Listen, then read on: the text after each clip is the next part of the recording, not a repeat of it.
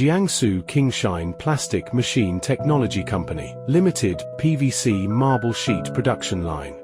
The entire extrusion production line is controlled by two intelligent touch screens. The operating system has a high degree of automation and intelligence, simple operation, and one person can control multiple devices at the same time.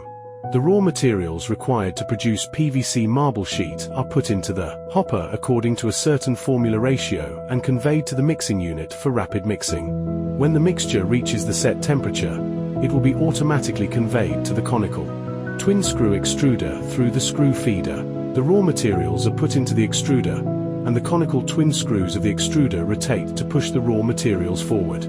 Each step is precisely controlled by Siemens Smert control system.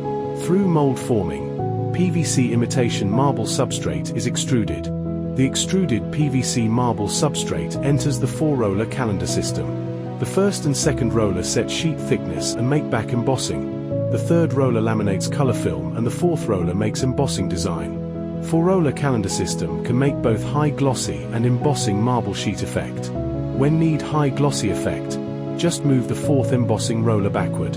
When need embossing effect, move the embossing roller forward. The embossing can be customized according to the product.